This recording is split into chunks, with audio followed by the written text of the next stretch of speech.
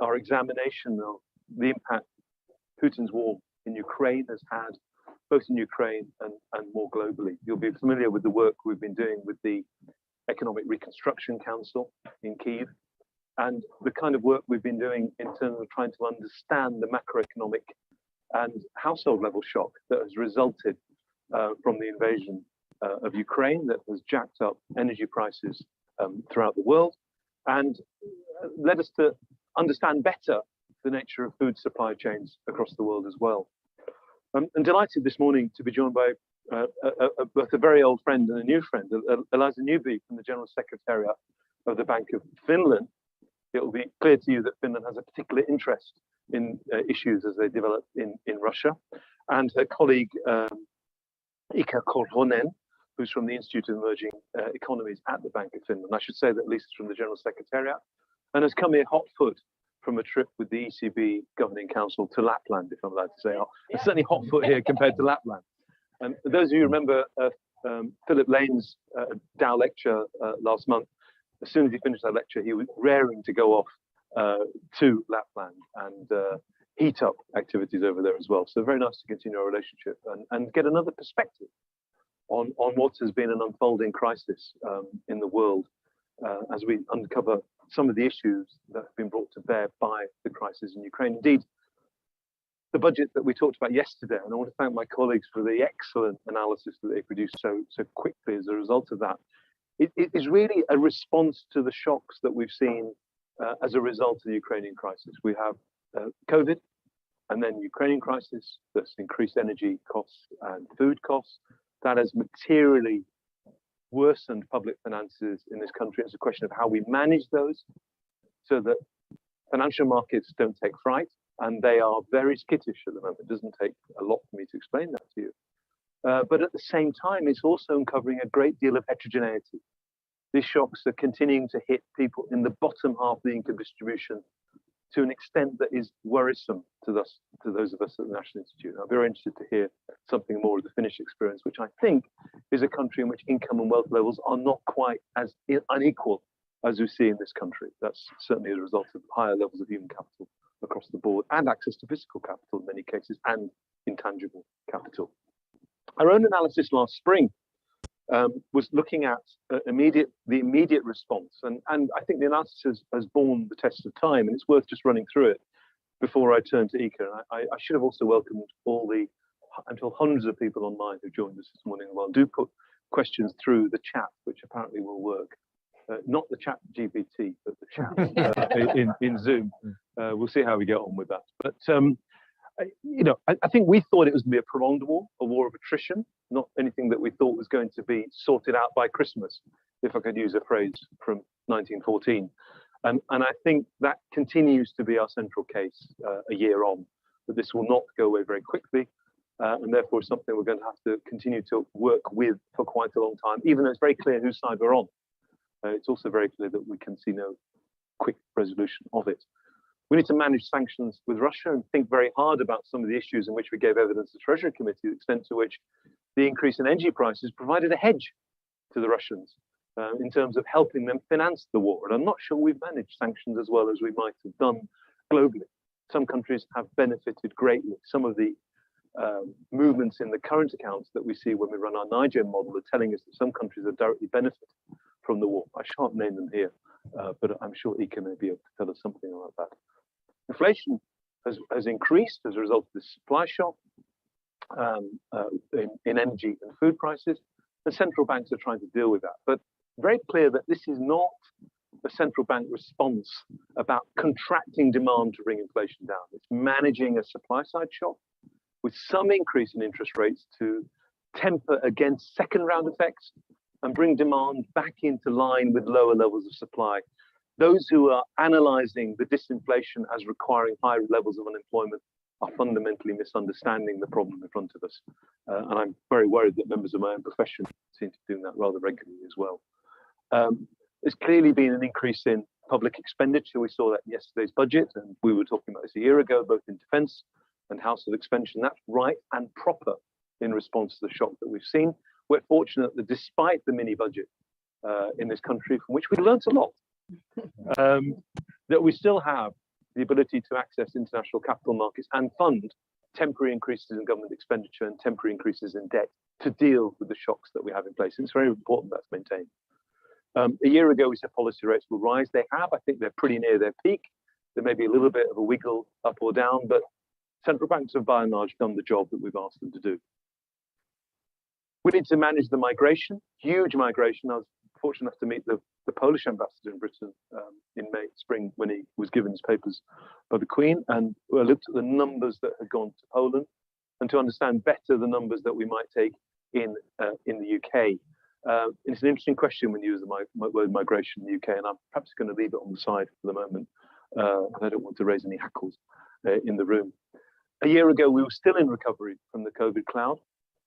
It seems to me when we look at labour participation, it still hasn't recovered. We still have probably lost some 500,000 workers, either because of older people having quit, if not intentionally permanently, but it looks like semi-permanently, and many younger people deciding on the extent to which they want to participate in the labour market. So the cloud has receded, but I'm afraid the sun is still not shining on the British economy as a result of all of this. So I think all of this provides a severe test for our post-COVID frameworks. And what we have at the moment in the UK with the general election 2 years away is probably just some quiet stepping in time, waiting for things to happen. Nothing radical being done, no need to want to stand up from the crowd, as we did so magnificently last September. Iikka, that's enormous, certainly enough from me. Perhaps I could turn to you for a more expert analysis of what's going on in Ukraine. Iikka, Korhonen. Thank you very much.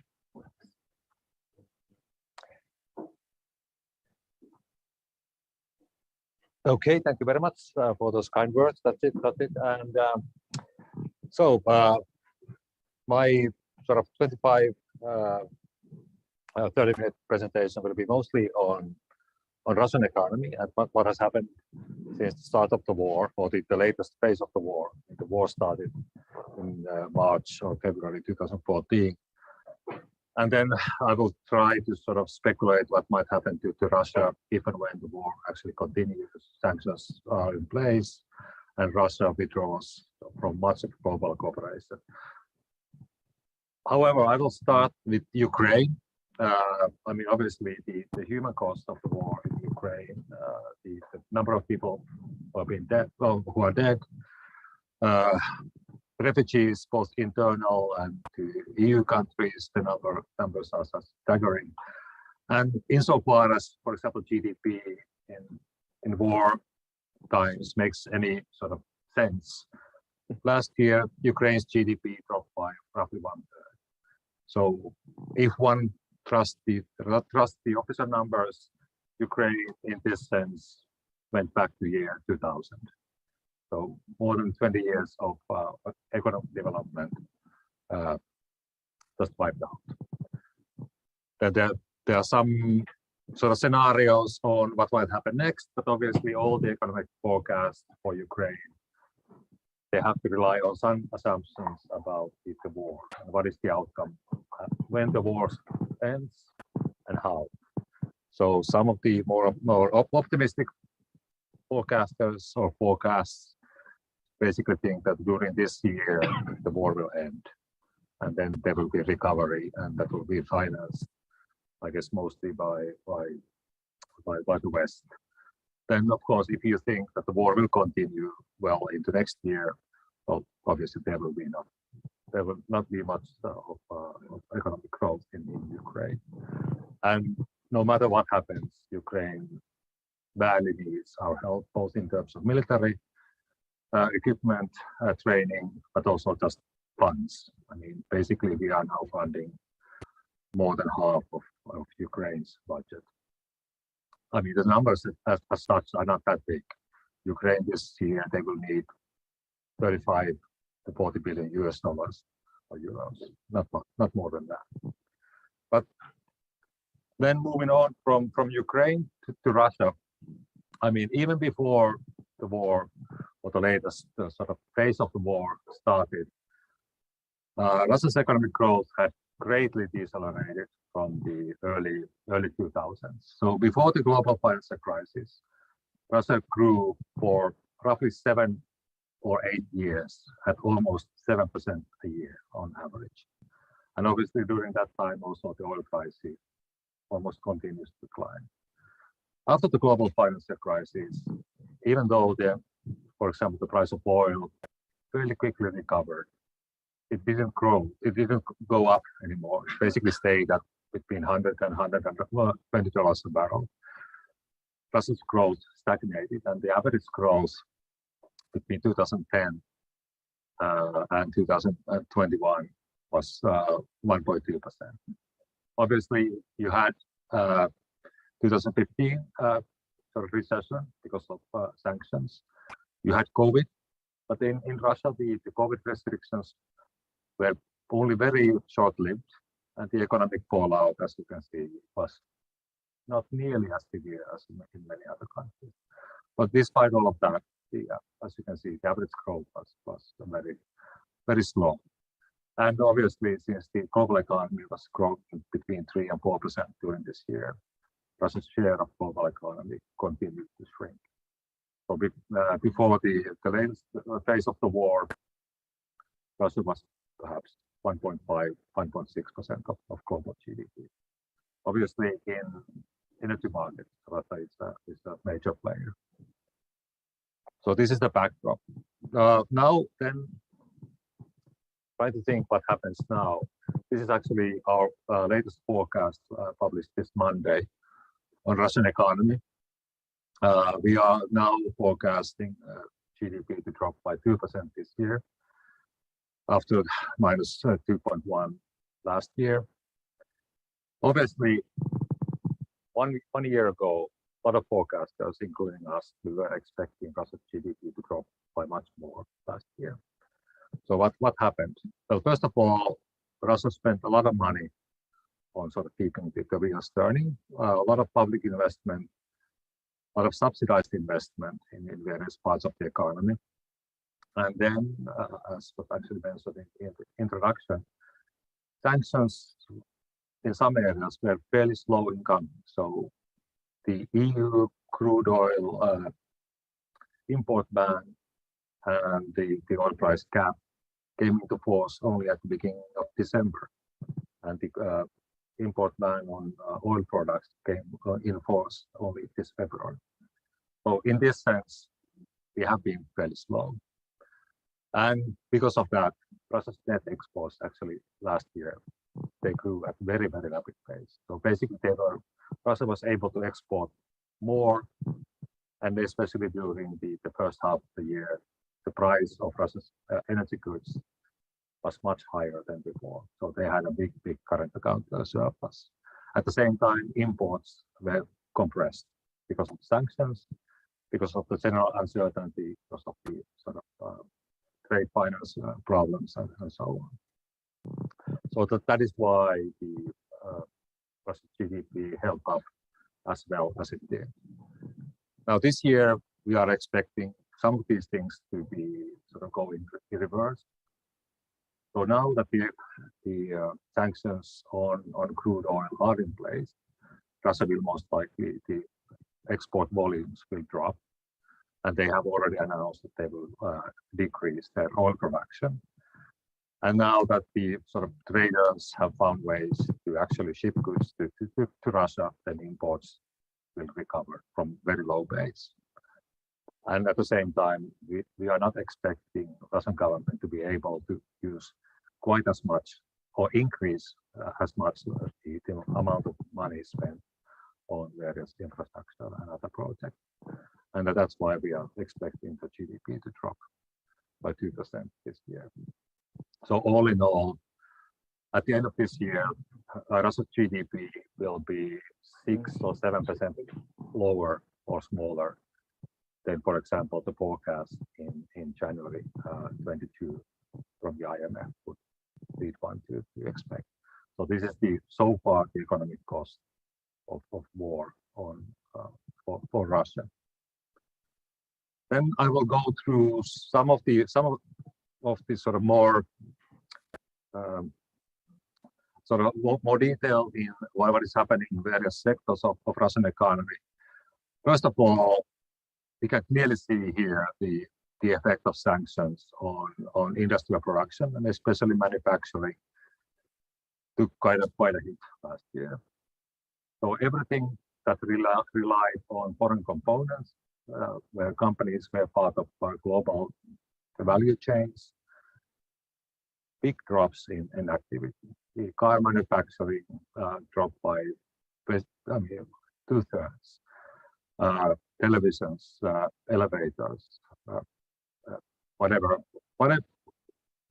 all things that used foreign components had big drops in activity.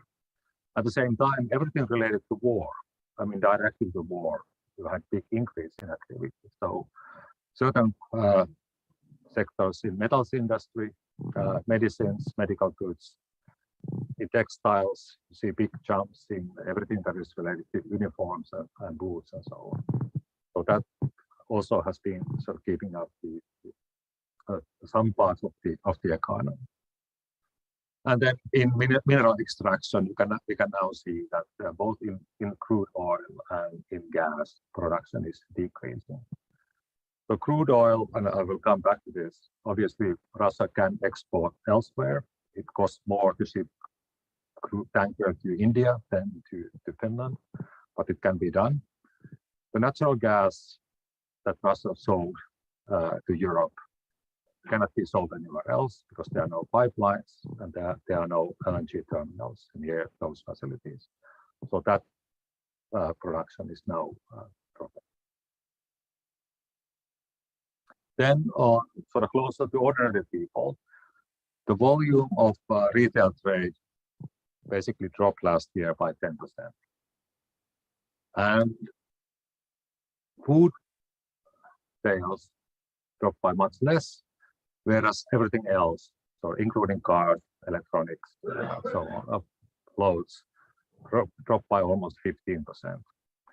Now in January, perhaps we can see some slight recovery. It's still going down year on year, but not quite as much as before. So for ordinary Russians, this so far has been the main economic cost of the war. They are able to buy less. The goods have become more expensive, or then some goods have disappeared from shops completely. And of course, for many people, they cannot travel to places they used to travel. And then, sort of turning to some other effects of sanctions. Obviously, sanctions have been effective in limiting Russia's access to certain technologies. So this has direct bearing on how fast Russia can replace the equipment that is being destroyed in Ukraine. And sanctions have been effective in pushing down tax revenue that the Russian government gets. Here, the sort of light blue line is total year-on-year change of the federal budget, total expenditures. You can see, so this starts from January last year and goes up to February this year. You can see that for most of the last year, the growth was between 20 and 40% year-on-year. So that even if you have inflation of 15%, that's a sizable increase in public spending. So it's in a sense, no wonder that GDP numbers held up quite well. If you produce a tank and send it to Ukraine to be destroyed, GDP increased. Actually, last winter, we can see a big jump in expenditure. So year-on-year growth rates between 40 and 70%. So clearly, the Russian government, after a sort of fairly long period of, I don't know whether they really thought that the war would be short, they clearly are now seeing that they have to spend much more to be able to win a war in Ukraine. At the same time, the total revenues, so this is the dark blue line here, have been decreasing. So from the beginning of last summer, the year-on-year change in total revenues of the federal government have been declining.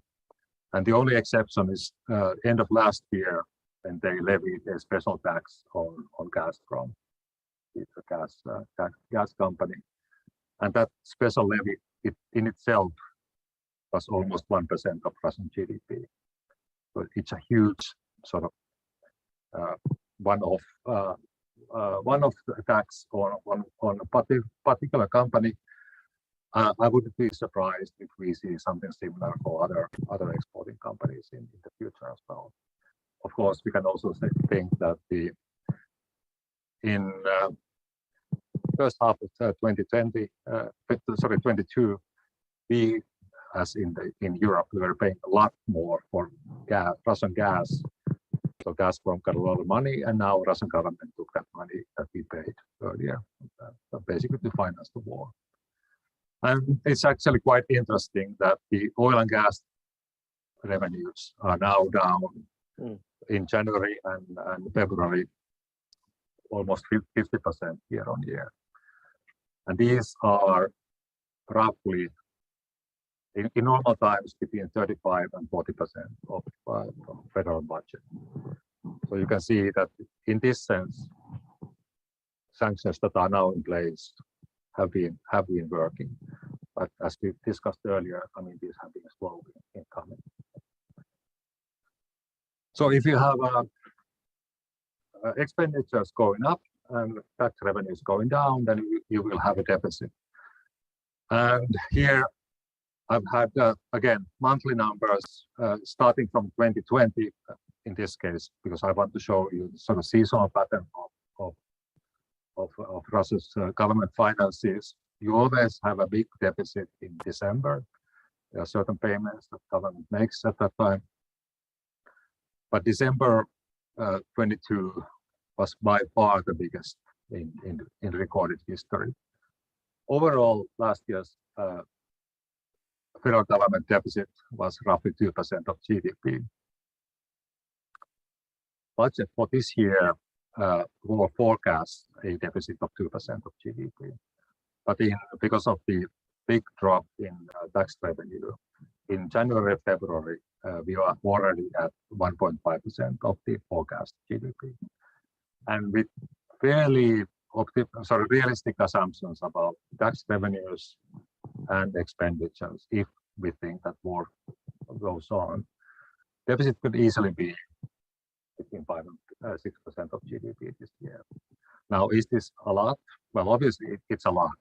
Can the government finance that this year? Yes, they can. The National Welfare Fund, the Russia's oil fund, the liquid part of that is roughly 4% of GDP.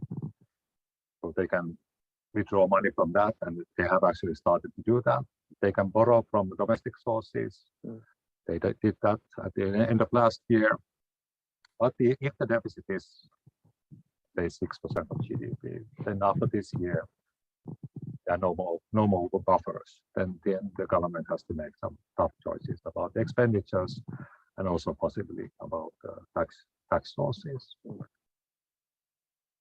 Then turning to other effects of sanctions. Well, first of all, when the war started or when the invasion started, Russian government immediately stopped publishing certain statistics, including foreign trade numbers. So now we have to collect from partner countries' trade data. So here we have exports to Russia, so Russia's imports, and monthly numbers. And you can clearly see the drop in last spring. And then we can see exports from the EU, UK, US at roughly 40% of their pre-war level. But I mean, clearly there's still trade, and a lot of goods are not sanctioned, so we can ship medicines. Actually, last year, Italian wine exports to Russia were at the all-time high. So. But you can see that in this sense, sanctions have had an effect.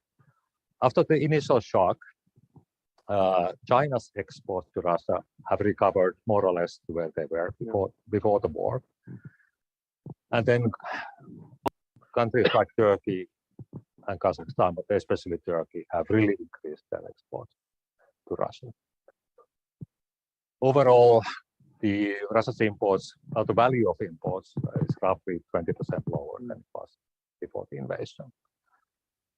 China is now by far the biggest trading partner for Russia, even though on the export side, Russia exports now crude oil roughly equal amounts to India and China. But on the import side, China is clearly by far the biggest partner.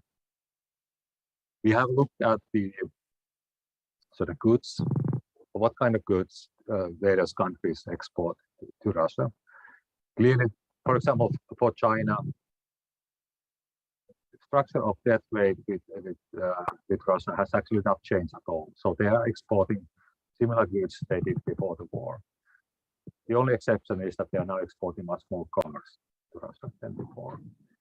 So because the Russian domestic production collapsed, and there are very few cars being exported from the West. So now Russia is importing more Chinese cars. So there are, I think, 14 car brands left in Russia, and 3 of them are Russians, and 11 are Chinese. For Turkey and Kazakhstan and some other Central Asian countries, they are exporting also similar goods they did before. Turkey has also, the Turkish exports have benefited from much weaker lira. But there are also goods in electronics and machinery that, for example, Turkey never exported before, but now they are exporting. So clearly there's at least some rerouting of legal trade, or then there's some sanctions avoidance going on. I think both in the US and EU countries, there's now much more attention being paid to this. Okay, and then comes the last slide and my sort of speculation what might happen next. First of all this more or less assumes that the war will go on at least for the duration of this year. We have clearly seen Russia moving much more towards sort of state directed. I mean, state is not owning companies, but state is perhaps directing even private companies to do certain things. And clearly there's no sign of this trend reversing. So in this sense, Russia is becoming more sort of war-like economy, unlike we in the West. I already mentioned that we are expecting GDP to drop also this year, but of course in a situation where less and less of the economic activities actually happens in market or at market prices, then GDP becomes sort of less meaningful as a concept. We have seen that sanctions have helped in limiting Russia's access to technologies and especially to tax revenue. But obviously, and as we can see, so far, and I would say even up, if we do this for one more year, they will not have an effect on Putin's decision to wage war. I mean, this only limits his ability to actually to replenish the things that have been destroyed, and perhaps at some point it will make the sort of economic calculus of the war even more sort of troublesome for at least some people in the Russian government. Russia is now increasingly reliant on China in many things. Of course, the Chinese are well aware of this, and it shows up, for example, in the crude oil numbers that both China and India are taking full benefit of Russia's inability to sell the crude oil elsewhere, so they are sort of paying much less than they used to. And then the last point is that the longer this goes on, the sort of more decisive and sort of bigger the break with the West. And the West here means also countries like Japan and South Korea will be in terms of economics, but also in terms of, say, science. I mean, the number of papers co-authored with Russians has dropped tremendously across all disciplines. And this actually goes also for Chinese scientists. Students and so on, there's no student exchange anymore. So in this sense, Russia will become even more isolated as time goes on. And I think that's a depressing prospect also for countries bordering Russia, like Finland. I will stop here, and I'm happy to answer any questions or listen to a sort of counter argument. No, thank you very much.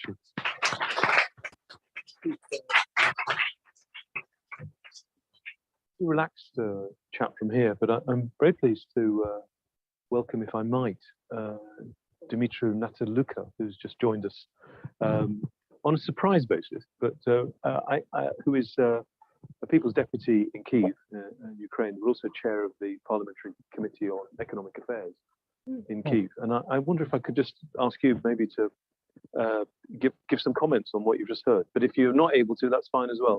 I'm springing this on you a little bit. But I know you're a very capable chap. Thank you. It's a fantastic presentation. Thank you very much. Incredibly insightful, really.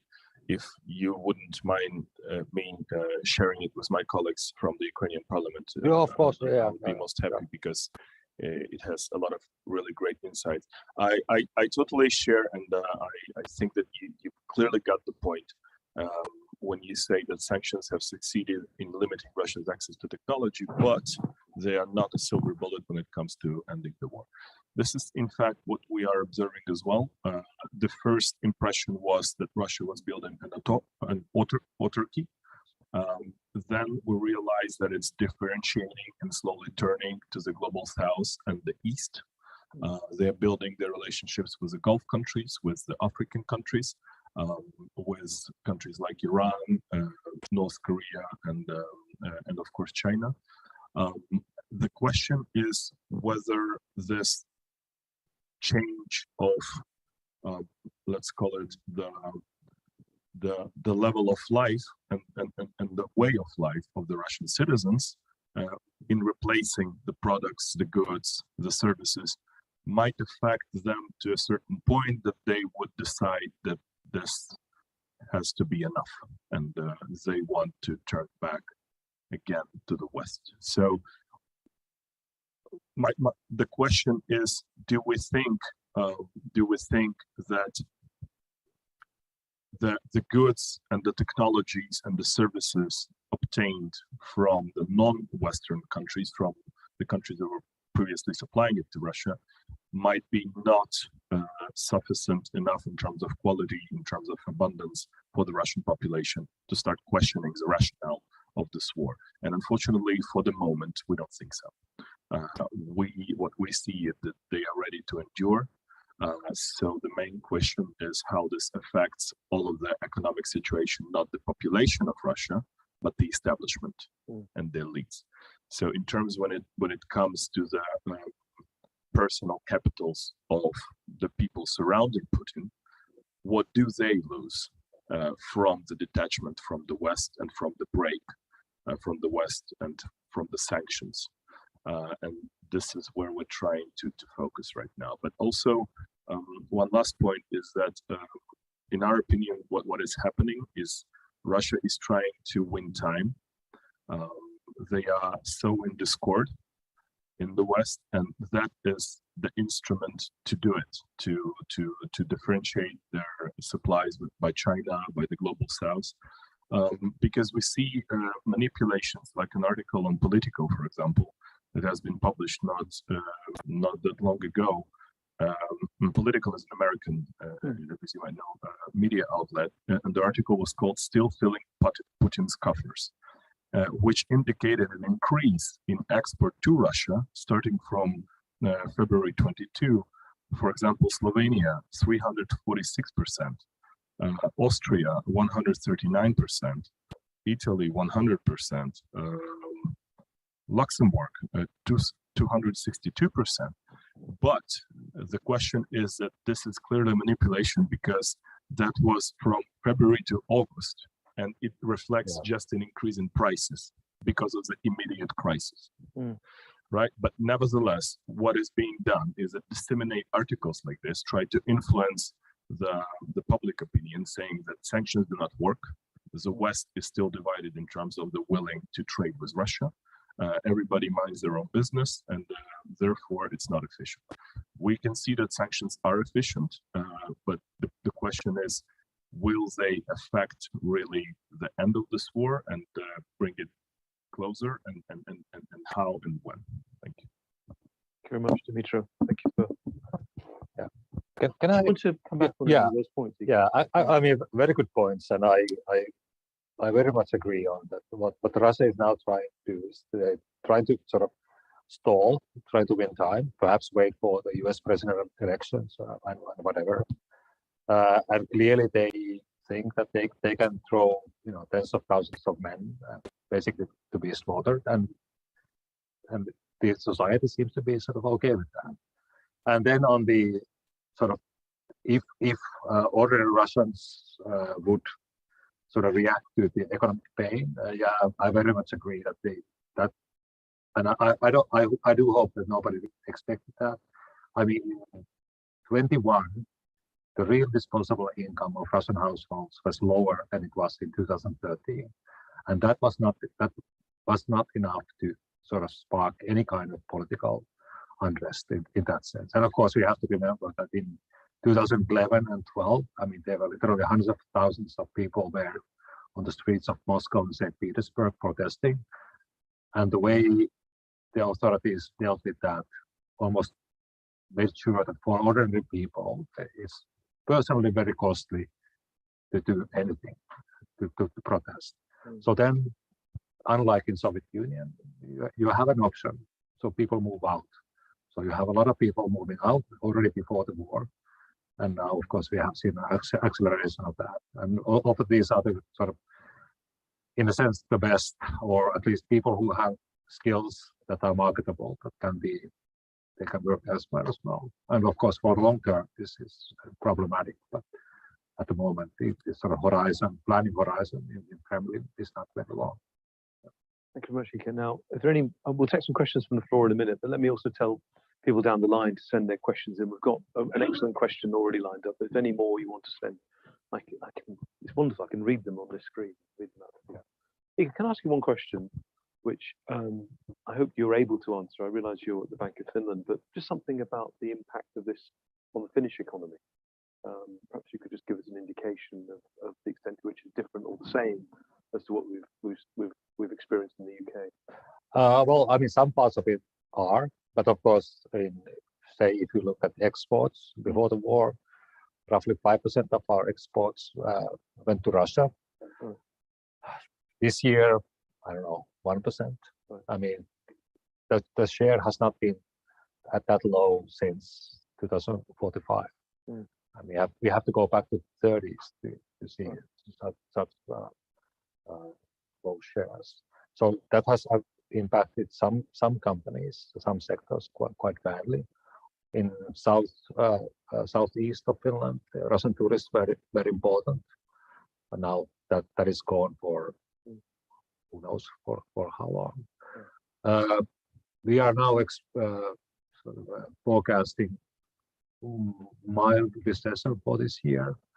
So partly because of the rate of trade, but partly, and I think predominantly actually because of the higher energy prices at the end of last year. Okay. And is there been a migration into Finland from Russia? There has been some of that, yes. Well, I mean, not too much. I think we have, and then we've had, I think, 50,000 Ukrainians coming since the war. Okay. That's very large compared to the country. Yeah. Okay. So Finland has sizable Russian minority. Yes. Lots of family connections. Yeah. Okay. That's very interesting. So that's interesting. Given your place in the European Monetary Union as well, that's an interesting response to try to think about. So any questions from the floor? Abhinay, any more from there? Okay. Yeah. So Abhinay, please. Absolutely great presentation. Sorry, the mic. Absolutely great presentation. Really insightful, thoughtful comments. One thing I saw you didn't mention very recently, I heard that could be a Chinese president is meeting with Zelensky, and I just wondered, you didn't mention in terms of forecasting the dynamics of the more going forward. Is that because that's small talk, or you haven't processed what it might mean? I think there's some plan that he's put out there. So just wonder whether, I'm sure you're aware of it, just wonder whether, how seriously should we take these conversations after 1 year? This president, I think, is meeting in Kiev, is it? I'm not sure exactly. No, he's actually phoning. Pardon? It will be a phone call. Well, phone calls. So, Yeah. so I just wonder whether you have any comments or thoughts on that, and maybe you might have that. It'll be quite interesting to understand the dynamics. Thanks. Thank you. Any more questions? We'll just collect up a couple. Get to the front here. Thanks very much, Korhonen from the Foreign Office. I just wanted to touch on the impact of the population point in Russia. And you clearly forecast, if there's going to be a large contraction in 2023, that there will be big spending cuts. So I just wanted to get your sense of where you think those will land, what they will prioritise. Thanks. Two questions there. And I'll ask the one that's come down the line from Cassia Scott Jones at Fitch Solutions. And this question might as equally be put to Iikka as it is to Dimitro, and that's essentially the risk of hyperinflation in Ukraine, the control of the budget process, and the extent to which that is being managed within a framework that might be undermining the currency. I'm not putting that forward, but this is the question that's come down the line. So perhaps the central bankers may have a view on that, but you may not be able to say anything. I don't know, but perhaps you could answer, sort of deal with the question. Yeah. Okay. Thanks. Yeah. Great questions, all of them. On the most likely Xi and Putin will meet at the end of this week or beginning of next week, and then after that, she is supposed to call Zelensky.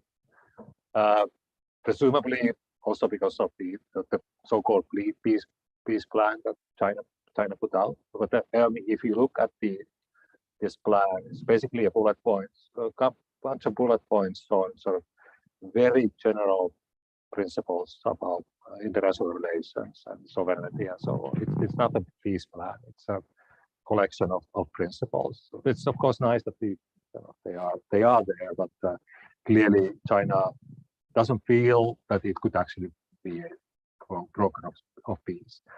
But I mean, they are in a tight spot anyway. Obviously they are in a sense supporting Putin, especially Putin personally, and the presidents seem to get along quite well. But they don't want to strain their relations too much with the West, and also they want to sort of maintain cordial relations with Ukraine. And China never, unlike some other countries, never sort of recognized Crimea as part of Russia, for example. So it's a tight roadback in that sense. And then on the spending cuts, this year's budget, basically 1/3 will go to military and internal security. And internal security also means that those troops that are in occupied parts of Ukraine. If there would be spending cuts, I don't think it will be there. It will be then even further cuts in education and healthcare. Then if they really want to cut things, then last year they expanded, as I said, public investments quite a bit. For example, they were building more gas networks, internal networks for people to use, and in the industries to use more natural gas inside of them. I would think that those then would be cut.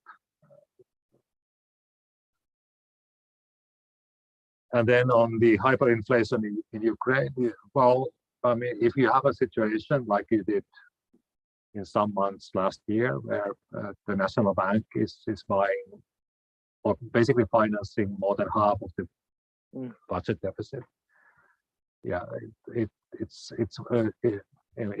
becomes a worry, and that's why I think foreign financing and sort of at least somewhat predictable foreign financing is essential. I think now that the EU has agreed, at least for this year, the 18 billion euro MFA, that goes long ways towards fixing that. Yeah. We are now seeing also in public that the fund, IMF would come perhaps with $50 billion program, which could pay out perhaps 5 or 6 billion this year. Yeah, I think that's is something that we can think that this year is okay, but then we already now have to sort of plan for 2024. So just I'm aware that Ukraine have applied for an IMF program. How does it work with the IMF? It's not. Sounds tricky. It is extremely tricky. Right, I thought so. Of course, because of the IMF internal rules, and Yes, that's right. basically it's a global institution, Yeah. and the rules are supposed to be the same for everybody. So basically, if IMF now lends money to Ukraine, it has to be on terms that Argentina, for example, I'm not trying to pick on Argentina. No, but why not?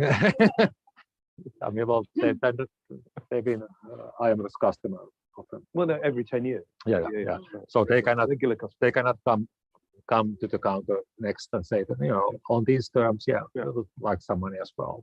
Yeah. So they have been intense discussions on how EU and G7 could actually sort of somehow guarantee Ukraine's creditworthiness vis-a-vis IMF. And is there any direct support the EU could give to Ukraine outside of the IMF? Well, I mean, we have committed, and Forgive me for not being we have committed for macro-financial assistance, and the sum for this year is 18 billion euros. Yeah. And I think the first 4 or 5 billion have been dispersed. I should look into that. What conditionalities? Well, basically, like in all of these, there's a mention of IMF program, and the country sort of adhering to the principles of IMF program. Sounds familiar. Very good. That's gonna be hard in a war, but let's see where we get to. One question I just wonder if I can ask before rounding up some more. I can see people want to ask questions. Is the numbers you give on Russia and the contraction, are something, but they're not very large. And it given to me, is there? I'm not criticizing your numbers. We get our forecasts wrong all the time here. But is there a danger that we're either underestimating the impact on the Russian economy, or B, which is a different type of problem, is that the Russian resilience to an economic downturn is so strong that it's not likely to lead to any strong revolt against Putin in the way that you imagine. So in that sense, it supports the case that there's probably quite a long horizon over which Putin can continue to carry out this war, even if we talk about the Russian obsession even being larger than we think. Is that a fair interpretation? Yes, I think so, more or less. Yeah, I mean, as I said, when you have more and more of economic activity actually directly being sort of just commanded from the state, GDP becomes slightly less meaningful. But the overall level of economic activity has not contracted that much. It has become perhaps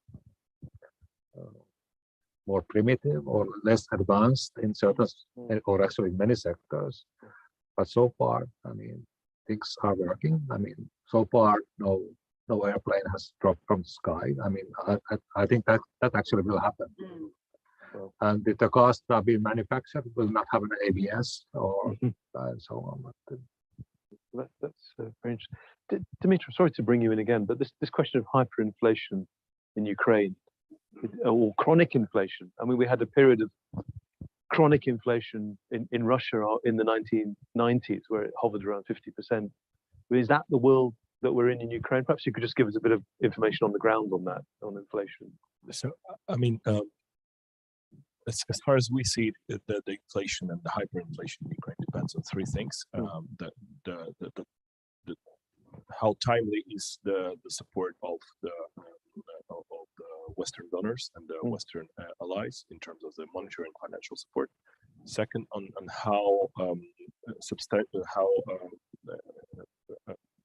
substantial is basically the grain corridor, because it still allows us to generate the income of foreign currency. And the third is the recovery of the economy. Now, the National Bank of Ukraine has forecasted the growth of the GDP this year at the level of 5.3. The World Bank is more conservative, 3.3. But still, there is a positive trend that we see. We have agreed on a number of programs with the IMF and with the American government financing 1.5 billions monthly to support the economy. So in a way, and what we have witnessed also is an increase in deposits, 36.2%. And those are the money of mostly the servicemen who put them on the banking current account, but still that gives some stability to the current banking system. I mean, it increases, right, the stability. So of course there are some threats and worries and concerns about it, but I wouldn't say that it's imminent and it's there, it's coming. I think the situation is pretty much manageable. As regarding the last question on the resilience of the Russians, I think it has to do in a way also with the quantity of people living on the fringe of the poverty line, because those who were not, in a way, they are afraid to act somehow. Everybody else just doesn't care because they were not using any sophisticated goods and services anyway. So that creates a very peculiar situation inside a country when you can downgrade their level of life as much as you can, and they will be like, okay, we're going to survive, without like explicitly protesting against it, because in a way a considerable part of Russian population lived on the fringe of it. Right. That is just an opinion. Yeah, thank you. Thank you very much, Dimitra. More questions from the floor. Surprisingly quiet this morning. Perhaps there's... Sir, please. Sorry, I can manage. Is this okay? No, I was very interested in the presentation. Do introduce yourself, sir.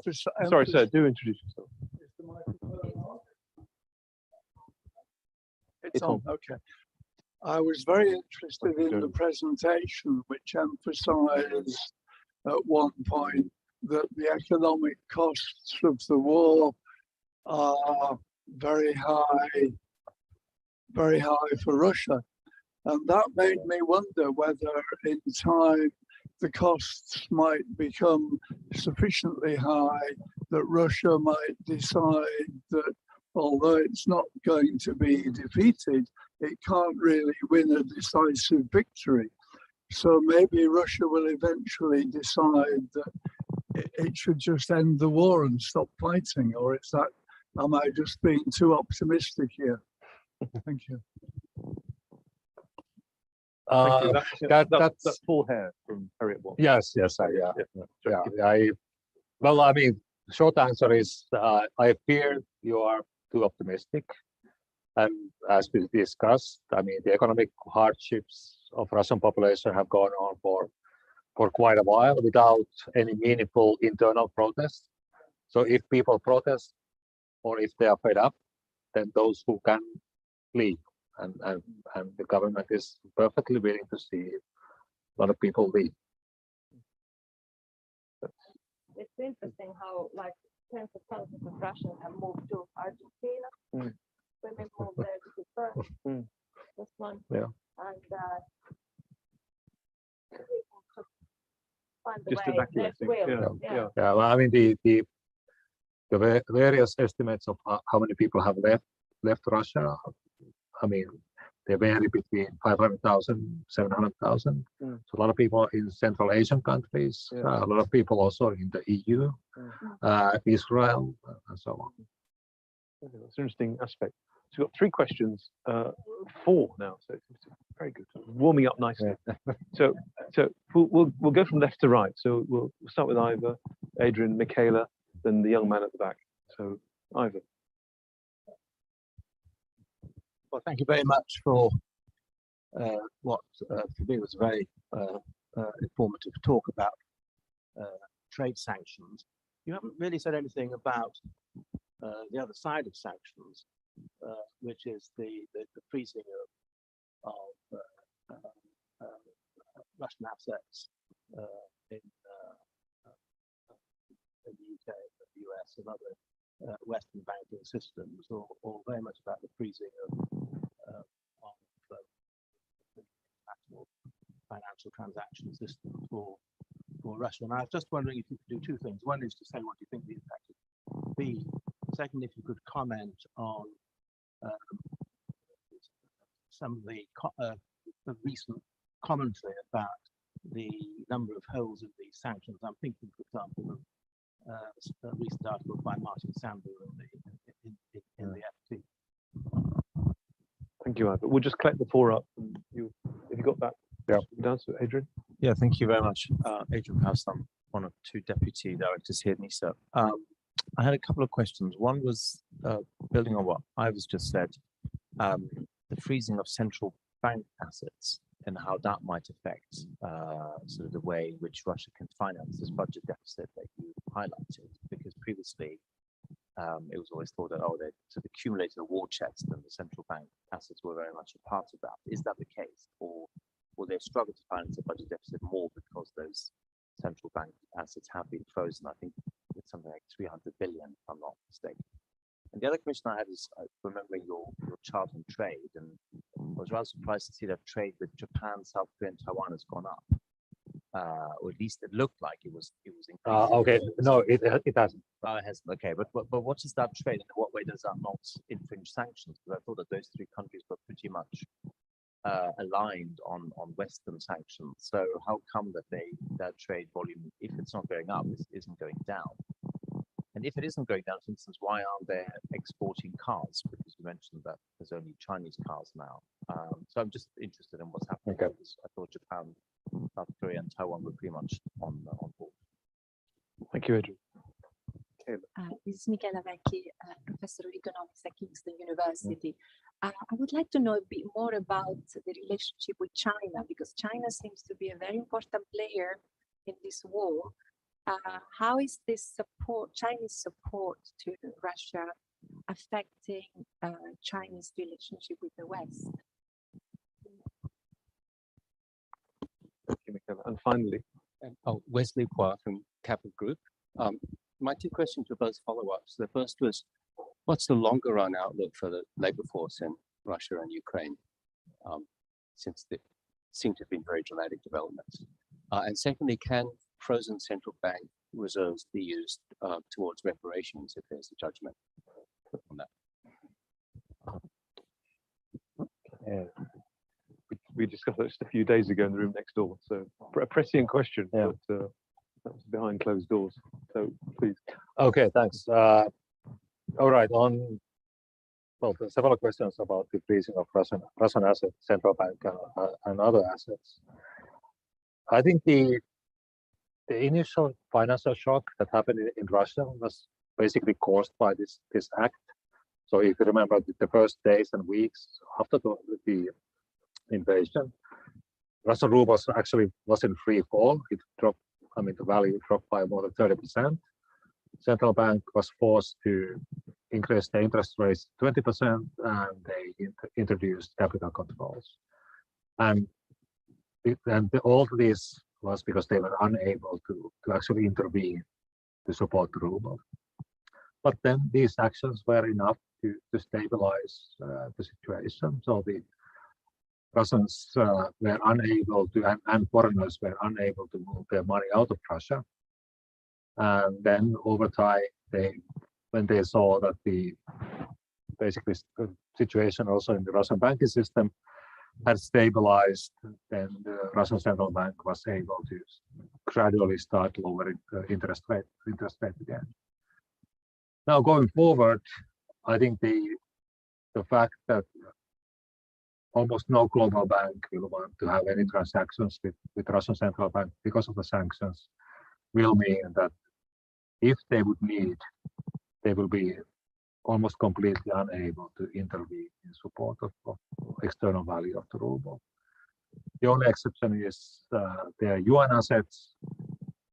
They can use those, but that's of course a very small portion of the total assets.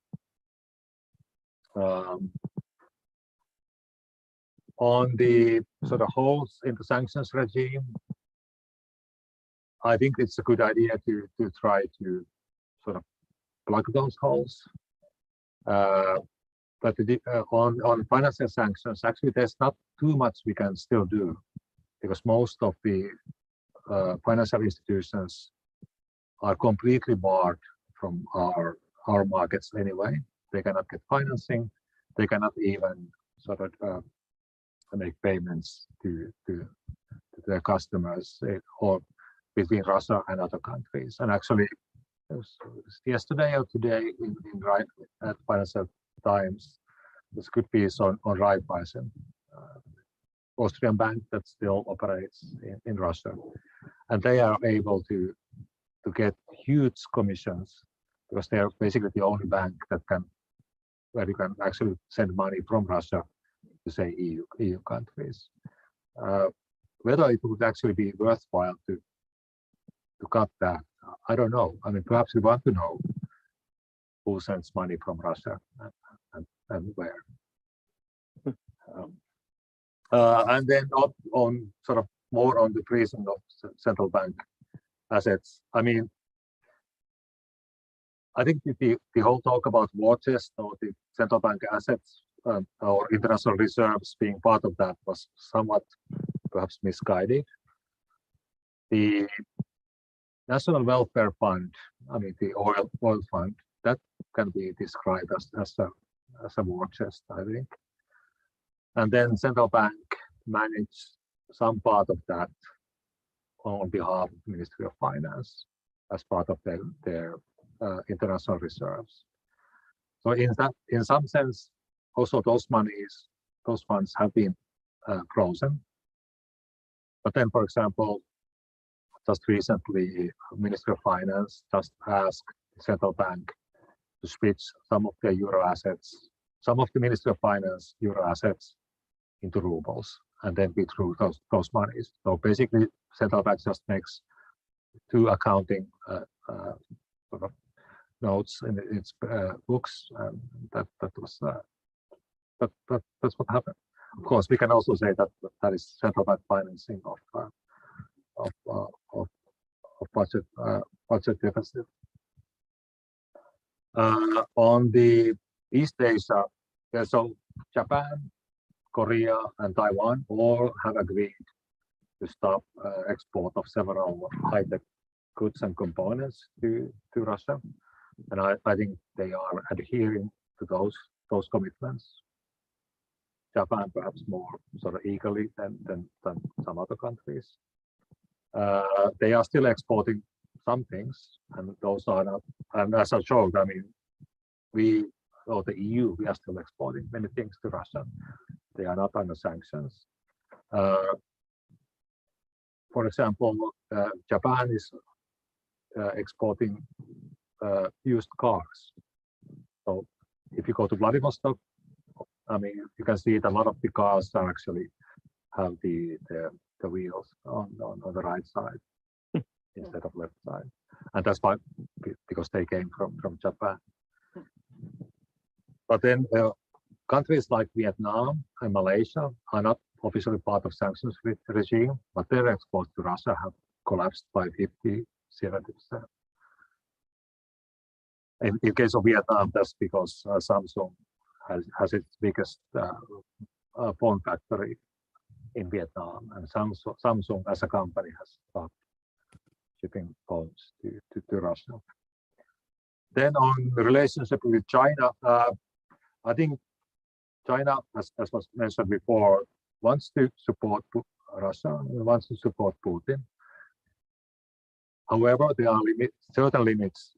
I mean, it will not most likely export military equipment because the relationship with West, especially with the US, is still more important, and that would be such an act would most likely trigger fairly heavy sanctions against China, and of course things are bad enough as they are. So I don't think that the Chinese authorities want to see that.